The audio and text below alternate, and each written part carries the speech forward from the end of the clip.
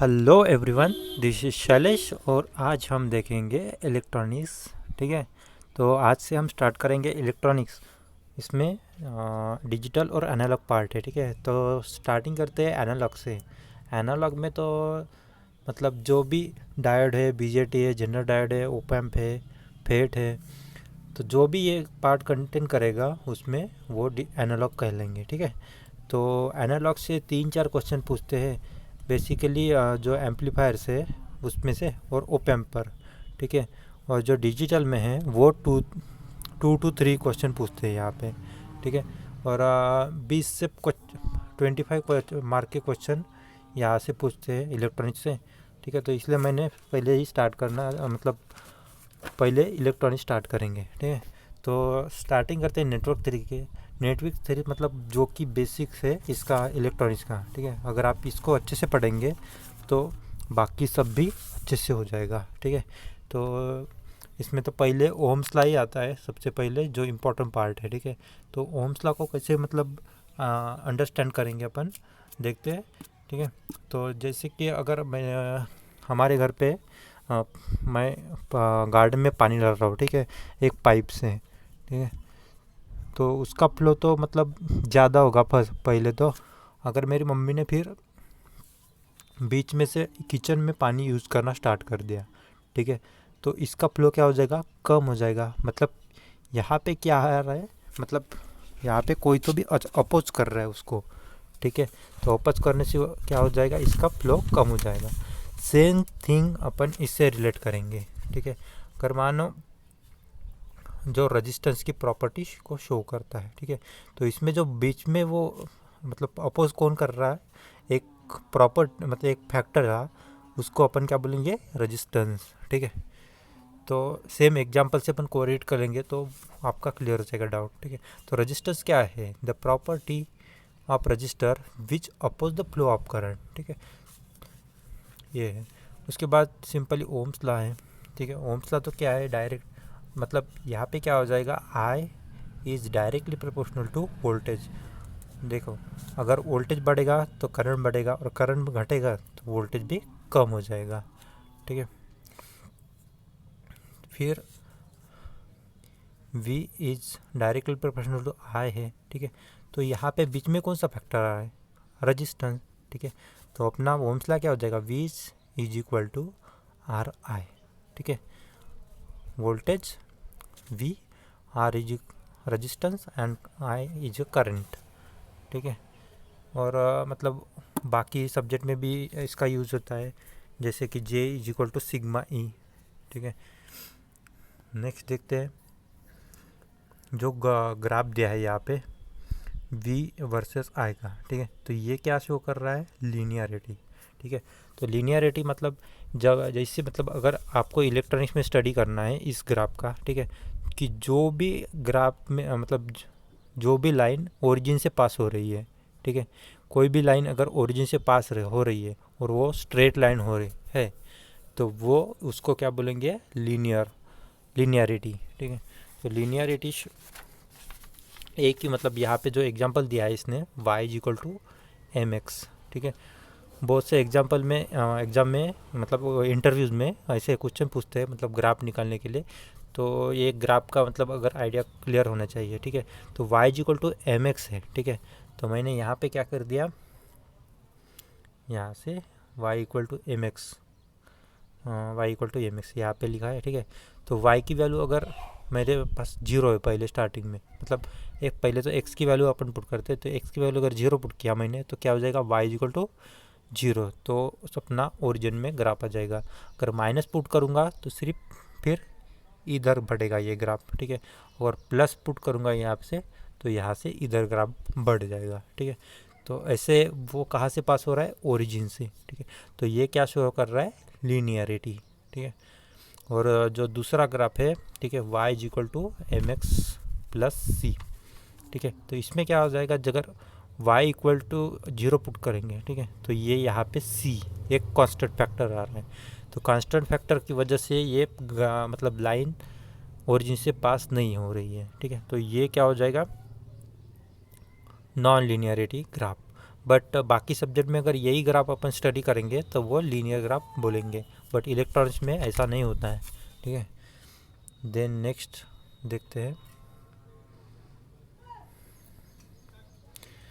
देखो यहाँ पे क्या बोला है, अ ग्राफ एंड कैरेक्टरिस्टिक्स और characteristic is a set to linear if it is a straight line and passing through the origin. देखो पहले बोल दिया था मैंने, a constant term is always produce in non linearity term. देखो जो second graph में बोला है इसने वही यहाँ पे लिखा है, ठीक है। देन देखते हैं behaviour of resistance with respect to temperature, ठीक है।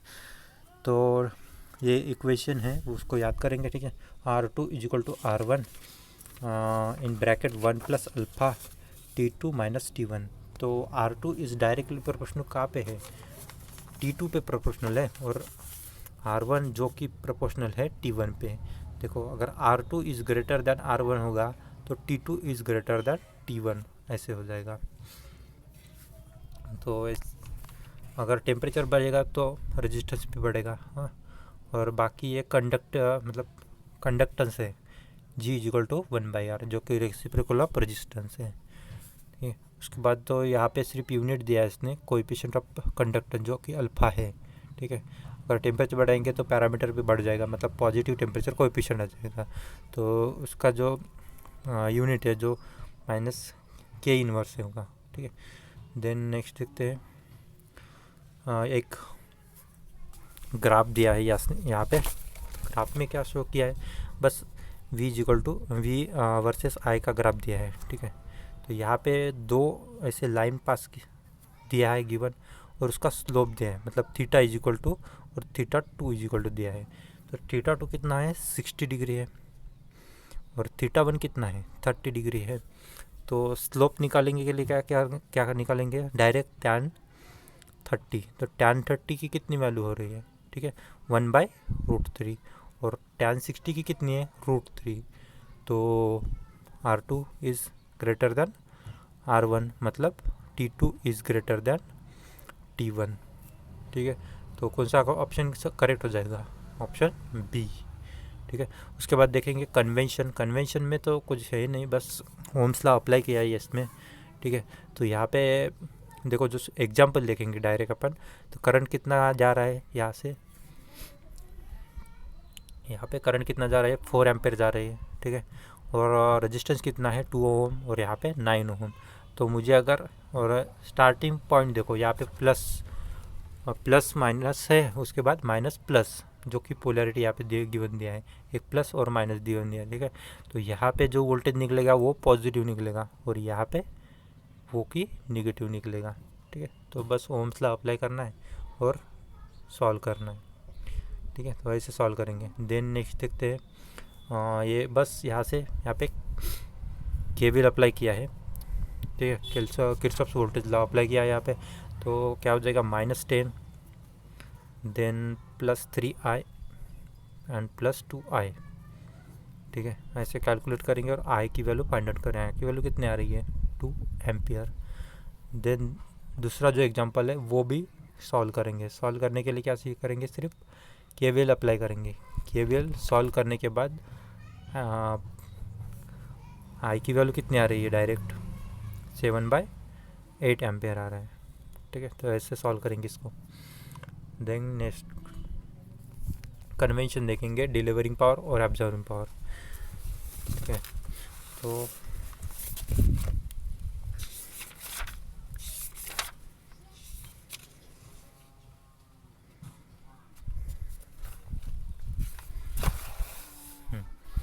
देखो यहाँ पे करंट की डायरेक्शन कितनी है, कैसे है, ऐसे है, ठीक है। करंट की डायरेक्शन ऊपर जा रही है, ठीक है। तो पहला कौन सा साइन आ रहा है माइनस, उसके बाद प्लस आ रहा है। तो पावर कितना हो गया अपना -VI। तो उसको क्या बोलेंगे, डिलीवरी पावर। और जो ऊपर से नीचे आ रहा है, ठीक है, करंट, तो पहले कौन सा साइन आ रहा है पॉजिटिव, उसके बाद नेगेटिव आ रहा है। तो पावर कितना हो जाएगा, देखो यहाँ पे +VI। तो उसको बोलेंगे एब्जॉर्बिंग पावर। जो भी एब्जॉर्बिंग पावर है, ठीक है, तो उसको क्या बोलेंगे अपन, एनर्जी एब्जॉर्ब हो रही है यहाँ पे, ठीक है।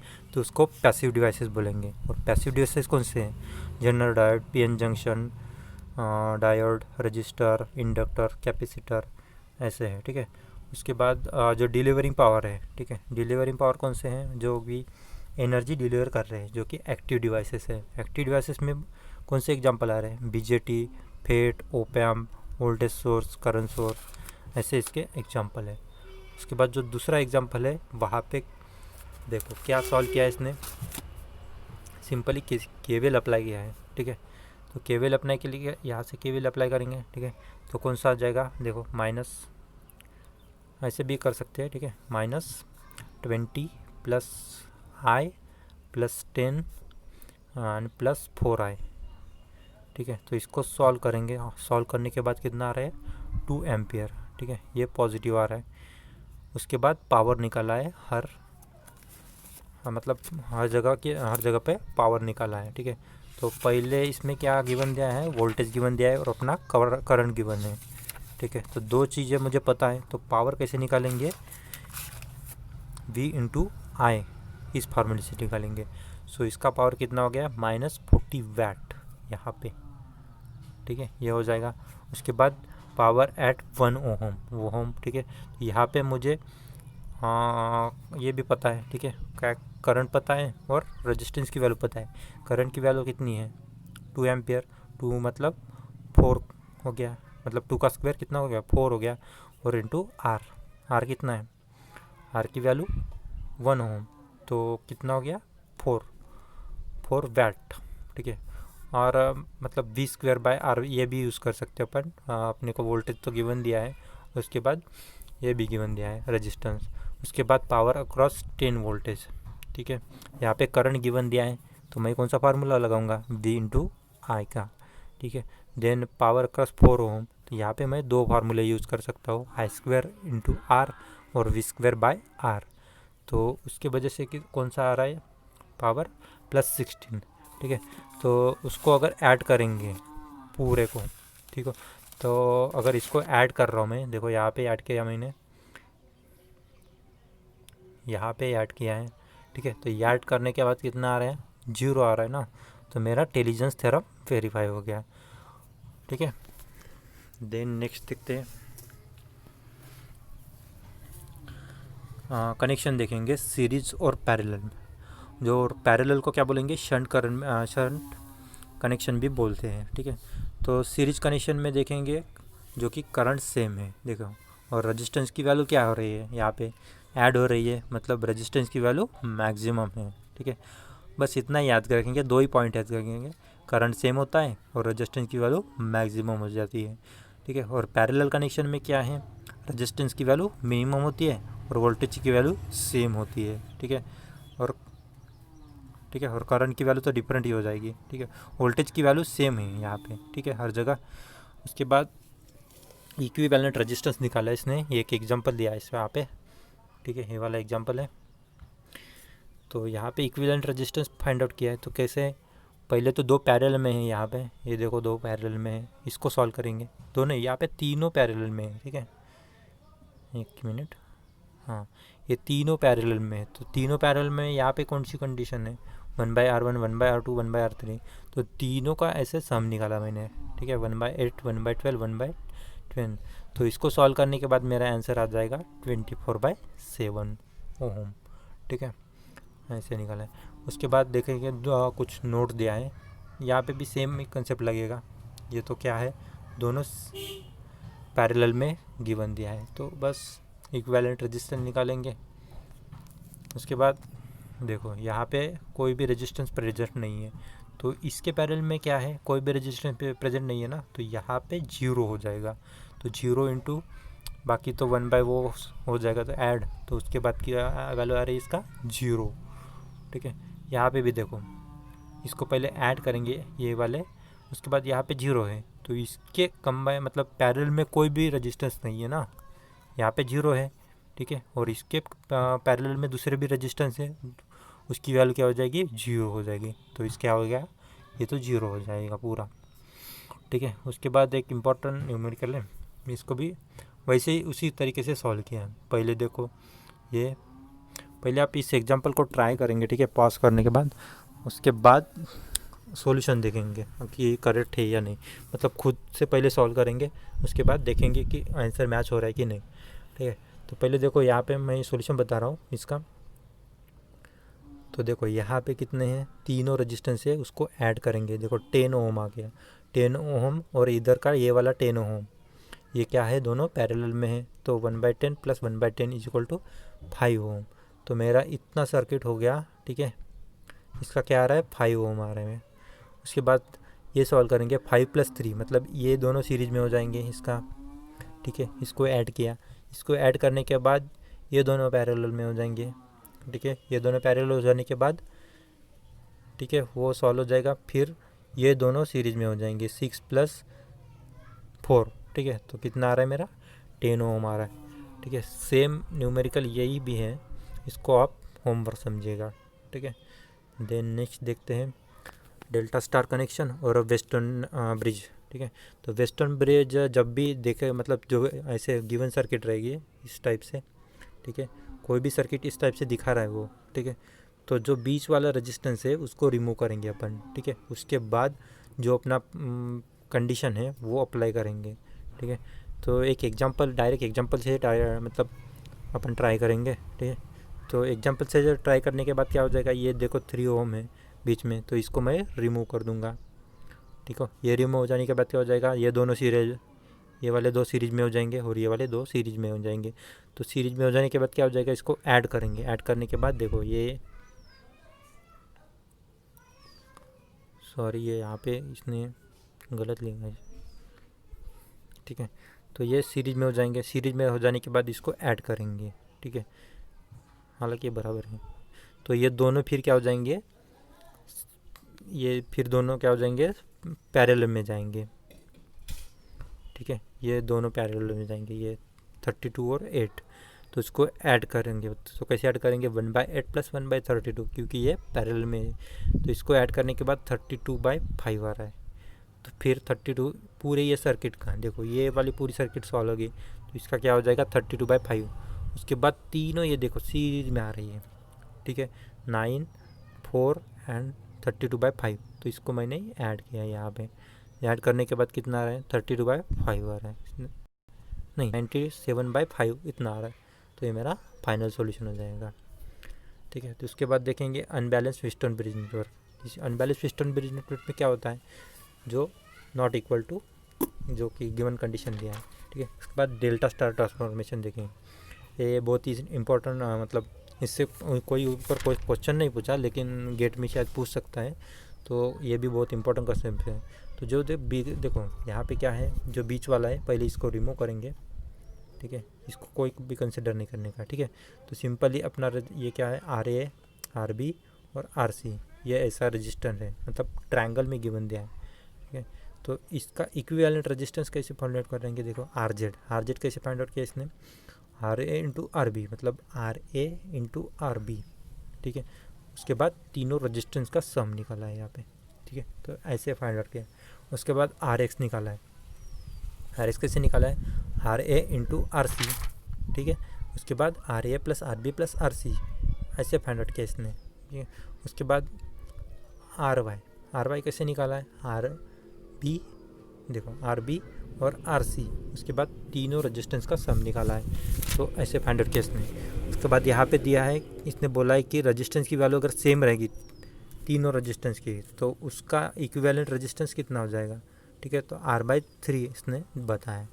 सॉल्व करने के बाद वो भी R/3 आ जाएगा। ठीक है, उसके बाद एक न्यूमेरिकल है, if each arm of delta star is scaled by the factor K, then what is the factor each arm star network will be scaled. ठीक है, तो जो भी देखो यहाँ पे RX कैसे लिखा है मैंने, RA × RC divided by RA + RB + RC, और स्केलर फैक्टर मल्टीप्लाई किया है ना, तो K × RA, K × RC, K × RA, K × RB, K × RC, ऐसे लिखेंगे। देखो जो नेक्स्ट स्लाइड में इसका सॉल्यूशन भी दिखाया है इसने, देखो कैसे तीनों का मतलब K से मल्टीप्लाई करेंगे। तो K से मल्टीप्लाई करने के बाद क्या आ जाएगा, सिंपली अपना ये K वाला मल्टीप्लाई आ जाएगा, तो इसको हो जाएगा। तो सिंपली जो भी ऑप्शन आएगा, अपना कौन सा ऑप्शन आ रहा है इसका, बी ऑप्शन करेक्ट आ जाएगा। ठीक है, देन नेक्स्ट देखते हैं इसका एक न्यूमेरिकल में क्या दिया इसने, आप तो इसको कैलकुलेट भी कर सकते हैं। ठीक है, तो पहले पॉज करेंगे, उसके बाद ट्राई करेंगे एक रफ शीट पे, उसके बाद सॉल्व करेंगे। देखो यहाँ पे भी इसका कन्वर्शन किया है, तो इतना कुछ हार्ड नहीं है एग्जांपल। देन नेक्स्ट देखते हैं इंडिपेंडेंट सोर्स। ठीक है, इंडिपेंडेंट सोर्स में बस दो ही याद, मतलब वोल्टेज सोर्स और करंट सोर्स। ठीक है, तो वोल्टेज आइडियल मतलब दो टाइप के हो जाएंगे, एक आइडियल और प्रैक्टिकल। ठीक है, और करंट सोर्स में क्या है, करंट आइडियल और प्रैक्टिकल करंट आइडियल। ठीक है, तो आइडियल वोल्टेज जो भी आइडियल वोल्टेज सोर्स बताएगा, मतलब कोई भी एग्जांपल में, ठीक है, तो सिंपली एक ही चीज़ याद रखने का है। ठीक है, तो उस सर्किट में जो भी, ठीक है, तो वोल्टेज की वैल्यू वो सीरीज में आ जाएगी, मतलब पैरेलल में है ना, तो उसकी सेम आ जाएगी। और रेजिस्टेंस की वैल्यू कितनी आएगी, जो कि सीरीज में अगर गिवन दिया होगा, ठीक है, तो उसकी वैल्यू ऑलवेज 0 हो जाएगी। तो अकॉर्डिंग टू डेफिनेशन तो वही बता रहा है। देखो क्या बोलता है, वोल्टेज इज कांस्टेंट, ठीक है, across in terminal, but current is a variable, current is variable है। ठीक है, और रेजिस्टेंस की कितनी है, 0 हो जाएगी, जो कि मतलब अगर पैरेलल में गिवन होगा, तो सीरीज में अगर गिवन होगा तो अगर ग्राफ से कंक्लूड करेंगे अपन, ठीक है, तो ग्राफ से कंक्लूड करने के बाद क्या हो जाएगा, देखो V वर्सेस I का। ठीक है, तो वोल्टेज की वैल्यू क्या है, जो भी आइडियल वोल्टेज सोर्स होगा उसमें वोल्टेज की वैल्यू सेम हो रहा है, लिख के रखिए।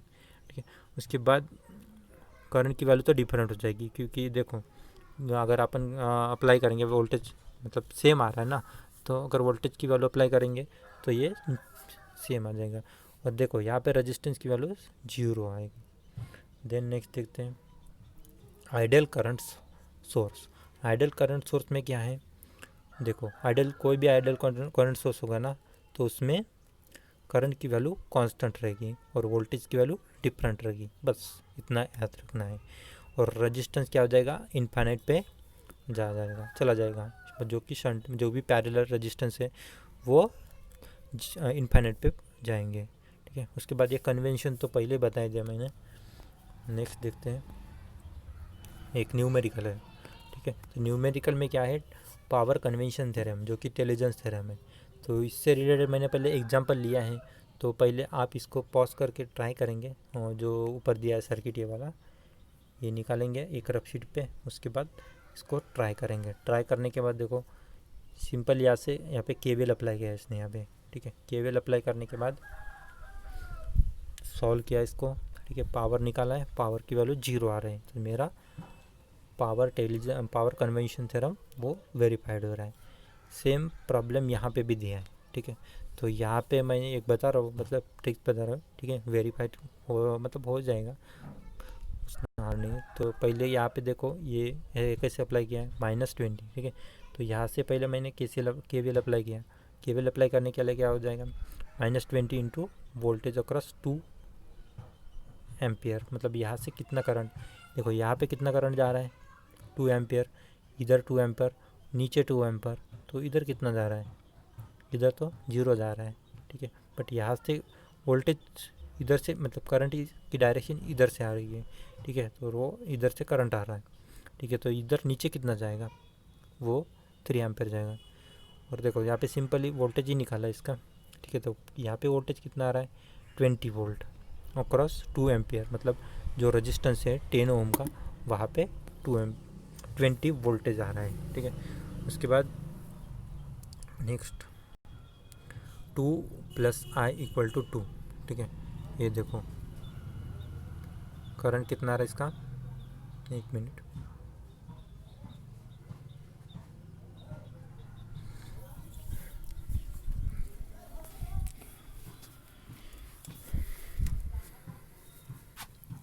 टू + I = 2, I = कितना आ रहा है, देखो यहाँ पे, ये यहाँ पे अगर मैंने अप्लाई किया, यहाँ से 2 एम्पियर जा रहा है। ठीक है, और इधर अंदर कितना जा रहा है, अंदर 2 एम्पियर जा रहा है, तो इधर कितना जाएगा, इधर तो 0 ही हो जाएगा ना पूरा। ठीक है, तो यहाँ से 2 आ रहा है, तो इधर पूरा 2 जाएगा। पहले तो देखते हैं, फिर से ट्राई करते हैं, 1 मिनट।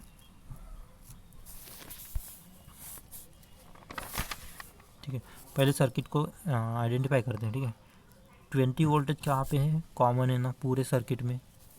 ठीक है, पूरे सर्किट में मतलब वोल्टेज कॉमन है, तो रेजिस्टेंस यहाँ पे 10 ओम का है।